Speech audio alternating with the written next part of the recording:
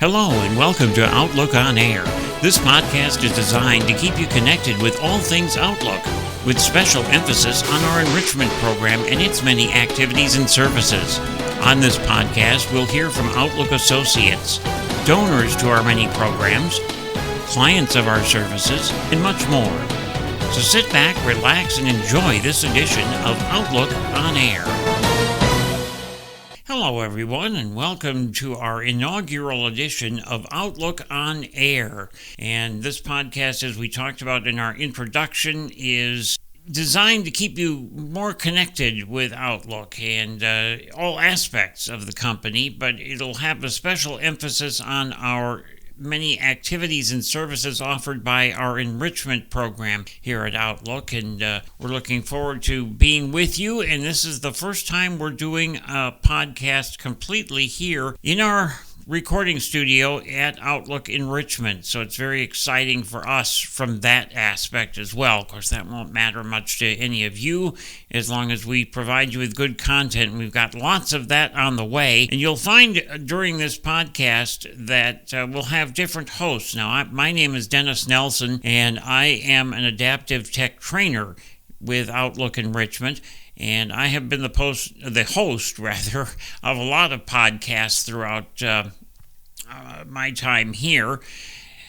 However, I will not be the only host. We will have others as we go along, and that's one of the inclusive things. We want to make this a very inclusive podcast. So you'll have some other hosts from time to time that will be taking you through things that they either do directly or want to be a part of, and that's one way they can contribute. So we're looking forward to having them along as well. On our podcast today, we're going to cover a number of different items. We're going to have the CEO, or Chief Executive Officer of Outlook, with us, Eric Stueckrath. He'll be here in just a couple of minutes to give us a history lesson on Outlook, where it's been and where it's going, and I'm looking forward to that. And also a podcast favorite. If you've been with any of our podcasts that we used to host over on the Radio Talking Book service, you are very familiar with Mackie, who, of course, many of you are familiar with anyway if you've ever participated in any of the Outlook activities that go on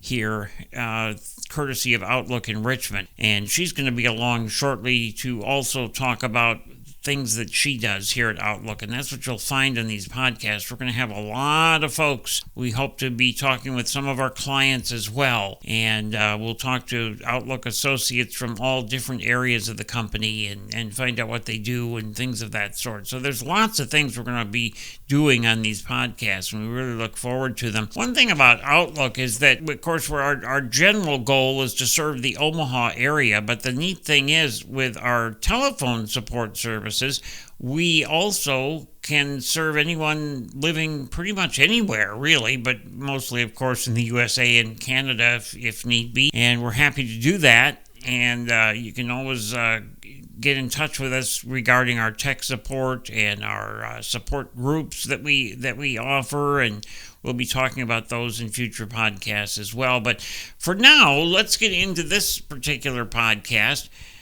And let's bring in Eric Stueckrath, CEO of Outlook, for that promised history lesson. Well, Eric, it is certainly a pleasure to have you here today, and I appreciate you taking time out of your very busy schedule to be here with us. And I thought that I would start today's interview as we embark on a new venture, I guess you could call it, in podcasting here at Outlook, where we have brought everything in-house. As you know, for years, the Radio Talking Book has been extremely helpful to us in getting our broadcasts out and so forth, but we're bringing it here, and I thought it would be great to talk to you, and maybe you could give us a history lesson on Outlook. I guess we could get that started by asking you, how did Outlook start? Yeah, good question, and I think it's awesome to see us continue to grow our programs, to bring this type of activity in-house and use our expertise. So I'm glad that this continues to grow, and we keep empowering people to push these stories out and hopefully gain some listeners and understanding of what we do and how we do it. So your question about how Outlook started or when it started, really that was in late 99, early 2000. people were talking about an organization like Outlook and what it might look like. Ultimately, the questions led down a path to say, hey, maybe advocate for an organization that serves people who are blind, that employs them here in the greater Omaha area. And that's ultimately how Outlook was born. We had 3 founding board members, and they went through kind of the storming phase of getting bylaws and all the formality stuff put together so that Outlook could start producing janitorial paper products and employing people who are blind to produce them. That whole process kind of came together in that first few months to a year. Well, since we're doing a history lesson in general anyway, before there was an Outlook, what opportunities were there, if any, for blind and visually impaired people? Were people making toilet paper products before Outlook came along, or how did that work? Yeah, actually, the paper products that we produce today, or the standard roll tissue, the bathroom tissue that we produce, was actually made up in Duluth, Minnesota. And so Duluth Lighthouse for the Blind was the provider under the Javits-Wagner-O'Day Act, which is a federal mandate for federal government to purchase products made by people who are blind with other significant disabilities. And we became a provider, a employer and producer, and took over the products that Duluth Lighthouse made before that. Now, was Outlook always in the same place that it is today, or did that change over time? We started in Fremont, Nebraska, and our first few associates actually came down from Duluth. And then that was in 2000, and then in 2002 we actually moved to Omaha and have been at a few locations throughout Omaha, and then gravitated to the building we're in today on 72nd and F Street in 2008. And since then we've bought the building, we have invested in our equipment and our people, and put together a pretty significant facility here at 72nd and F. I would certainly go along with that. What brought you to Outlook, and when did you arrive on the scene? So I actually worked for the organization that originally approached Duluth Lighthouse for the Blind, and so I kind of saw Outlook come together, but wasn't an associate of Outlook at the time. So during the early 2000s and then into 2001, there was a need for a little bit more representation for Outlook on a national level, and so I started visiting some of our customers, visiting some government facilities and national industries for the blind in Washington, D.C., and that all started in November of 2001 when I was an interim director. And then in February 1st of 2004, the board was hiring a full-time executive director, and since I had been doing that for a while now, I kind of rose my hand and say, hey, I'd be interested in applying for this role if you think I'd be a good fit, and I guess the rest is history. Speaking of history, how did you, when you came here to Outlook, how did we get to 25 years of being in business here? Yeah, so I think, one, solving a social problem through a viable business organization and a not-for-profit that has a service and provides for the community, but is very self-sustaining, is a pretty amazing thing when you can put all that together. And thanks to the Javits-Wagner-O'Day Act, it makes that baseline economy of scale possible. And so really our business principles are built by buying through that Javits-Wagner-O'Day Act and the government purchasing power. So any opportunity we have to be able to diversify and grow or do different things, it's all because of that core. And so we don't take that lightly. Any opportunity that we might have to grow our business, we'll do so. And I think that's what puts a business on the map or makes you sustainable for 25 years is having a model that doesn't solely rely on somebody else's support. You do it for yourself and you do it well, and if you got a product or service that people want and need, then you keep making it and keep selling it. It makes sense to me. What kind of things do we do here at Outlook? Maybe you could explain that to people who might not know. Yeah, so As we talked about with Outlook's formation, Outlook Nebraska was the original organization and started as an employer. And so in the early days, employment was it. We would have a few one-off scenarios of assistance or help that we would do based on, the handful of associates that we would have. And so we dabbled in, Social Security issues or transportation and other things that are prevalent and top of mind for people who are blind. But as we got to know more and more people and as we got kind of cemented in the Omaha community, we found so much more that we could do. And that's when we started forming other organizations that provided services and employment opportunities for people who are blind. What do you see for the future of Outlook now that you've done all these wonderful things? What do you see in our future as we continue to grow and expand? And I know you want to do both of those things. Yeah, I see a future where Outlook is focusing more and more on the entire person. So when we meet somebody new, we learn what their needs are, we analyze what programs we have today and what they want to accomplish, whether that's personal goals, career goals. It really doesn't matter. We try to match them up with programs, and where programs don't exist or certain aspects of their life that we don't touch, either we find them resources that they might be able to utilize, or we try to form them. So I think growth will come through every last person that we know. Every single one of them feeds into the collective knowledge that we use to deploy our programs. If you had one thing that you wanted to tell the community about Outlook, and you're maybe giving a presentation or something, and you wanted to tell the community something about Outlook, the greater Omaha community, what would that be? The support from the community is very important, not just from appreciating what we do as an organization and what we provide. It is important that we make an impact in your business, in your church, or in your organization. Maybe it's a nonprofit that you serve with. And when we do that well, ultimately we will earn some raised dollars, we will earn community support, and every last opportunity we have to serve someone who's blind is an opportunity for us to showcase and earn the respect of either in-kind or donations or volunteerism. And those things are what makes a nonprofit vibrant, and it's what makes us a vibrant service provider for a community. So the best thing we can do is help show you value. And when we do that, we believe that we'll be served as well.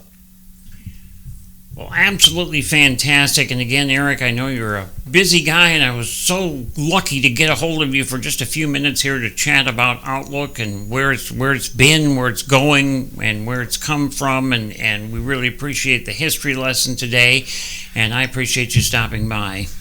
Absolutely. It's always a pleasure to be able to tell stories and also be able to appreciate some of what we do in-house a little bit more firsthand. And it was great to be on the interview with you and see you operating all the equipment and everything that we have. It's fun to see it all in action. Really is quite a place, I've got to say. And once again, thank you so much, Eric. Very much appreciated on this end as well. Thanks, Dennis. Well, I'm here to tell you I could spend hours talking to Eric, but he had a very busy schedule and always does, and we have other things that we need to do on the podcast as well, but it was certainly great having him stop by, that's for sure. Thought I would share a tech tip with you, which is one of the many things that I do here, and it gives you a little bit of insight into the type of job that I have as an adaptive tech trainer here at Outlook Enrichment. And this tech tip is good for absolutely anyone listening to this podcast, whether you have complete vision or are partially sighted or totally blind. It doesn't matter. Anyone listening that can use an iPhone can benefit from this tip that I'm going to pass along. Just when you think you have gotten to know your iPhone very well, you suddenly discover that they've added a new feature. The fine folks at Apple have added a new feature to your iPhone, and it is called Reduce White Point. And what it does Its main function is for the sighted user to reduce the glare that you often have to deal with when looking, especially for long periods of time, at your iPhone screen. And the benefit that it has for everyone is that if you use this reduce white point feature, it will also increase your battery life. So it reduces white point, but it also increases battery life. So it can benefit absolutely anyone, whether you're blind, sighted, whatever, as I said. The way you get to it is, I'll explain it to you, and then we can go through it in a little more detail. I can describe it in a fashion that a sighted person would like to hear about it, and then we can go into a little bit with voiceover as well. The way you get to it is you open up settings, you go to accessibility, and you go to display and text size. And when you get to display and text size, you will find something that says reduce white point. Now, the default setting for this is off if you've never used it before. So you'll obviously want to tap it and turn it on. And then you'll find a slider that by default is set to 80%. And they assume that most people want 80%. If you're looking at the screen, you probably want it at 80%. We'll get into some specifics for totally blind users who don't depend on the screen at all here in just a bit. Anyway, if you like that particular setting and the way your phone looks when you have it turned on, you can, obviously exit out of it and keep it on at that 80%, or you can move the slider up or down as you see fit to match your needs. If you have the setting or the feature on at all, even if you have a lower setting, it will increase some of your battery life. So that's kind of a nice thing. It will actually increase some battery life for anyone who's using it at all. Now, for totally blind users, we have some advantages because, number one, most of us are probably using VoiceOver. If we're totally blind, the chances are really pretty good we're using VoiceOver. And the way you can deal with this with VoiceOver is you can simply use Siri. This is one time where using Siri to talk to your phone is very handy because you can just tell it to open accessibility. Press the right side button on your phone and tell it to open accessibility.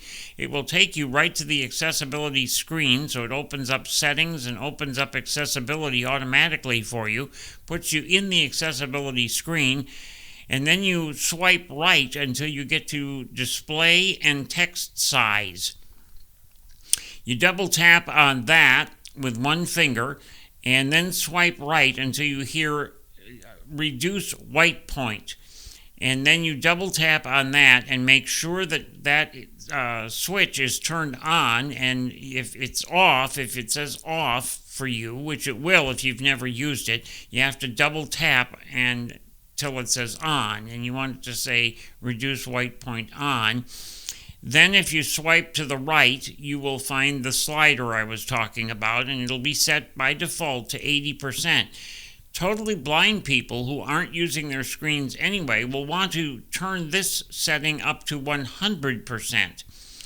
You want this on as much as physically possible, and that will give you reduced battery usage, and a lot of it. Your screen is not as bright, even at its highest 100% brightness setting, which can also be found under settings and display and brightness. Even if you have it set to that setting set to 100%, this turning this reduced white point on and setting the slider to 100% will reduce some of that brightness. So if you are a person who gets a lot of sighted assistance using your phone, you may want to have someone else work with you on this setting as well so that they can set it to a level that they're comfortable with if they help you a lot. But if you're like me, where you just use your phone and you don't have a lot of sighted intervention, most people, even, with the setting turned on, can see the screen well enough to help you with things that you might need help with from time to time. So for totally blind users, we recommend this slider be set to 100%. There is another setting that is found in this area. If you continue to swipe to the right a couple of times, you'll get to a switch that talks about having auto brightness on or off. And this is a setting that for totally blind users, we do recommend turning off, since we don't need this setting either. So if you find that and want to turn that off, that'll help you in an additional way to save a little more battery life. So just a tip I thought I would pass along. It's called Reduce White Point, and it's fairly new. I don't know when it started appearing in phones. I have an iPhone 13 Pro Max as my personal phone, and it is on that particular model, but I don't know where it starts. I'm guessing probably iPhone 12 and above, but it is a guess, and certainly, later versions of the phone definitely have this setting there. So I hope you'll find that tip useful, and if you want to use it, you can, and like anything else, if you don't have to. So I just thought I would pass it along as long as we're here. Now, let's get to our final interview for this particular podcast, and that is an interview I know you're all looking forward to, and that is an interview with Mackie, and she'll tell you all about what she does here on Outlook on Air. Megan, first of all, it's great for you to take a few moments out of your day to spend with us. We're really glad to have you here. There's nowhere else I'd rather be, Dennis. Oh, sure. You expect me to believe that, I'm sure. How long have you been with Outlook? I have been working at Outlook total about 6.5 years. What is your position within Enrichment? Within Enrichment, I am the Community Events Coordinator, which in layman's terms mean I coordinate the recreational activities, social activities, sporting activities, art and culture activities, pretty much anything that we put on for the blind community to participate in. I get that stuff organized. And speaking of activities, how do you come up with the activities that you plan for Enrichment? Well, a lot of it is trial and error, so I'm always open with my ear out to the public and my friends who are also mostly blind to see what it is that people want to do. I feel like that's the easiest route. If there's a need, we fill it. If there's something new going on in town, I like to try out the new things, keep us up to date on the new areas of town, the new things that the city offers for us to do. I particularly like a challenge if it's something that doesn't sound like we should be doing it to the general public, or if just the public as a whole thinks it might be too dangerous for us, or it puts a look of shock on someone's face. And those are the kind of things that I find a lot of joy in finding a way to accommodate us in. Well, that's neat. I don't even know how you do the things that you do, because, you wear so many hats. Let's talk about some of the activities that you plan. What kind of events do you plan here? I know you've done some downhill skiing at one point or another, but that's just one of thousands of things. Yes, and that was something they were doing before I started working here. So I try to touch on everything. We've got people that like sports. We've got people that like eating and drinking. We've like people that like doing art projects. We've in the past had people that like doing meetings via Zoom. Maybe it's an audio book club. So originally I was put on as the director of activities, and my task was to find 4 adult activities for that year. And we hadn't had really adult activities besides golf before. We had a teen rec group, and the past director had mainly planned all of the events for that. All of those were kind of more based around sports, but there is a large group of people that don't do sports. So it gave me the opportunity to kind of expand what we do. The first thing that I put on the docket that year was, I think it was a holiday lights tour, which the question was, why would blind people want to go see holiday lights? And so then we had to find a way to do it, right? So we thought, well, we'll bring in an audio describer, and we'll play Christmas music, and we'll eat candy canes. It'll be everything that everybody else does, but adding in audio description.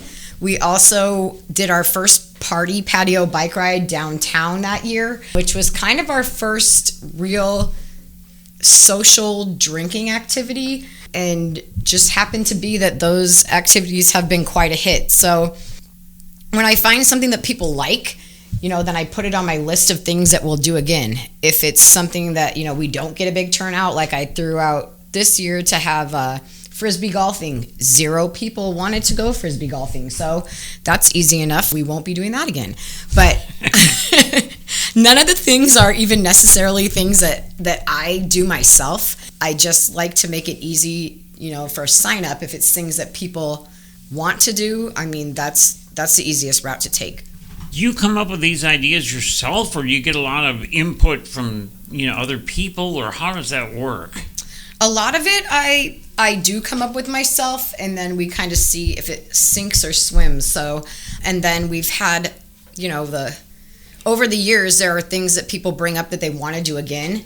And so we've kind of gotten into the habit of doing something one year and maybe skipping it the next year and then bringing it back the year after that. It never fails, though. Like, we haven't done the party patio bike ride in a couple years, and now this year everybody's asking me when we're doing the party patio bike ride. So we got that on for next year. We're bringing back the Holiday Lights tour again this year. So some of the stuff is also, kind of a financial challenge for us. So some of the activities are more expensive, so then we have to space those ones out. Maybe we can't afford to do that every year, but we can swap it out and do it every other year. But I would say I do come up with a majority of the ideas myself, or if I hear of other groups doing something, there's no reason why we can't do just about anything that everybody else is doing. Certainly seems that way, because it seems like every time I come in here, you're always up to something new or trying something different, or I don't know, I've never seen anything quite like it. But, speaking of things like that, is there anything that you think that people in the community can do to help you as far as organizing these activities, or working with clients or anything like that? Can the community help out at all? Yeah, we are always seeking people to help with transportation for things like this. There's a lot of stuff to do in Omaha, but a lot of our recreation events land outside of the Omaha area just by a little bit, which makes it a burden for people they have to find different transportation. Like, for example, all of the recreational parks are outside of the bus line, like Lake Flanagan or Standing Bear Lake, Cunningham Lake. All of those kind of outdoor activities with the transportation are not as accessible as things in the city. So we're always looking for people. You don't have to hang out the whole time, but if you don't mind being out on the road, maybe picking up people that might need a ride. We're also always, our longest running program and a popular all the way around program is our biking program. So I feel like that's always a good way for the public to join in. If you know how to ride a bike in the least bit, we can throw you on. We've got different styles of bikes that can suit beginners to advanced riders. And we've also got different levels of bikers from beginner to advanced. So it's, we can match you up with somebody that's your speed and your style of riding, and that's kind of a way that we connect with a lot of people, just because it's something that we do often and it's something that most people know how to do.